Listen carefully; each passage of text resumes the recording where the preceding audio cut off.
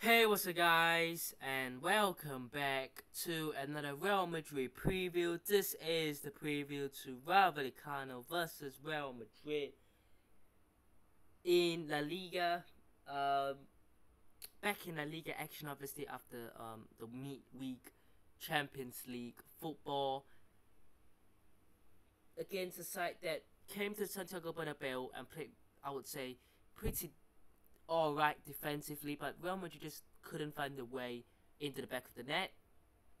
And away against Rayo Vallecano, it's going to be very, very difficult. You know, the last time we went away to Rayo Vallecano, we lost there. And that was literally, I remember that game so well because that was before the World Cup. And, you know, it was that period of time where the players looked like they were just giving up on Real Madrid games because they were looking more towards the World Cup. I remember those times, man. But you know, away to Rayo Vallecano, it's gonna be tough. We know that, you know, it's not going to be easy, you know, because none of these games are easy. But I'm not looking forward to it because, you know, Real Madrid tend to struggle against teams like Rayo Vallecano. I mean, this is a side that does, you know, like to, you know, sit back in the sense that they don't play. You look at how they've played. They don't play, you know, with a five at the back. But this is a defensive side. It's a good side, and they are hard to break down basically. So Real Madrid hate play against these teams. So I'm wondering how that would, you know, obviously happen. We'll also talk about Kylian Mbappe slightly later because until we get the here we go, there isn't a point making a video about it because look, that Kylian Mbappe thing will just be at the end by itself. But let's talk about Vallecano. Just a slight touch. We'll talk about their previous home games because away games are different. But I mean, last game away against Mallorca lost. The last home game at home to Sevilla lost. At home to Las Palmas in January lost.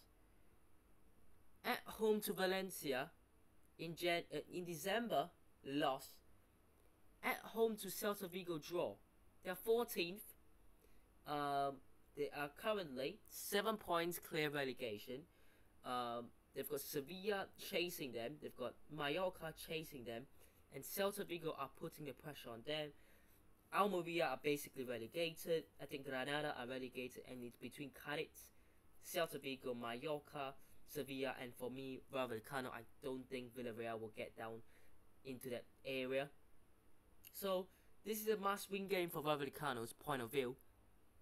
But is it a game that they are capable of winning? I think they are capable of winning, but the likelihood of them winning is low. I really do think so. They've got decent players for them on Falcao. They've got Bebe. Remember him scoring that incredible free kick the other day for Cape Verde. He's back now.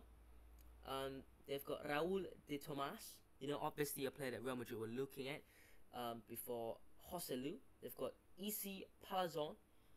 I mean, Dimitrovski, right, played incredibly well the last time we played them. Defensively, Baliu, Aridan Hernandez, Lejuin, Mumin, Ratiu,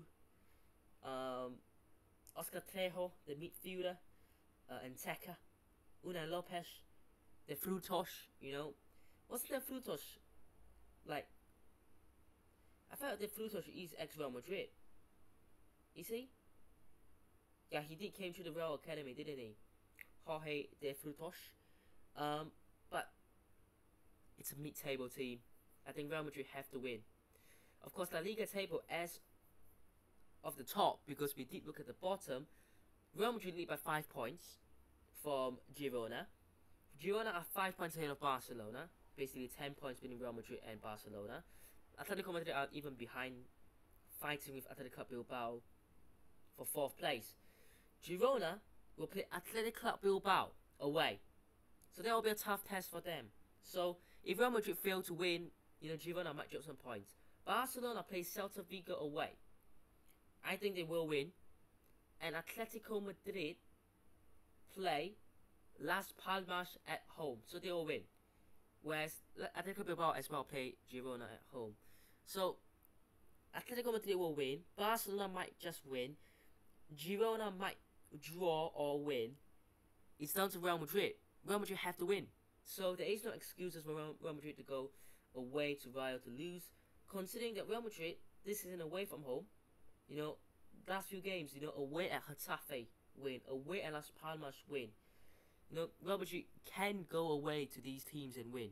It's down to, not just the mentality, but also, whether the team decides to play as a team or as an individual group.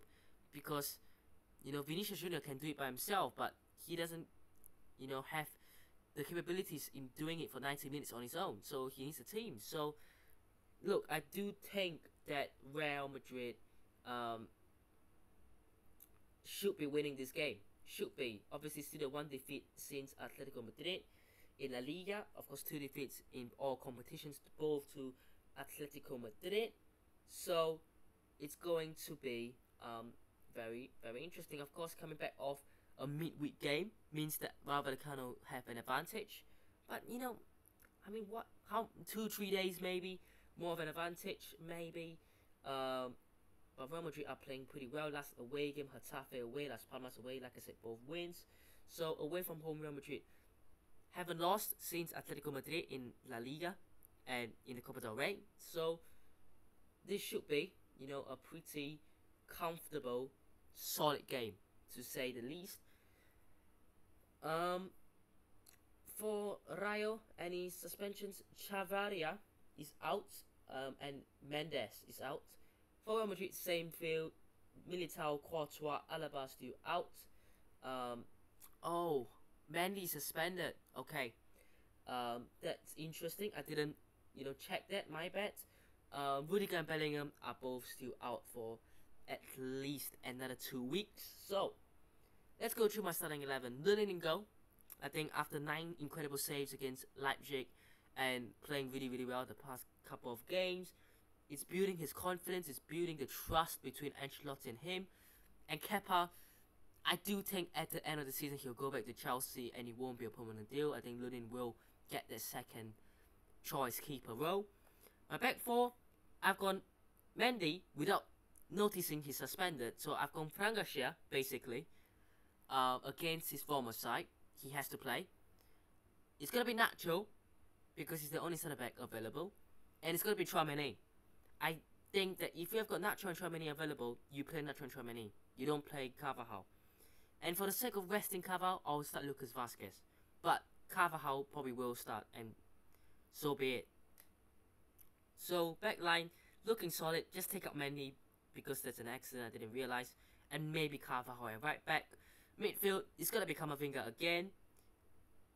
Cruz play again against Leipzig for the full game. So I do think that Modric has to eventually come in. I can't see Cruz playing every single game for 90 minutes. And please, no Dani Ceballos.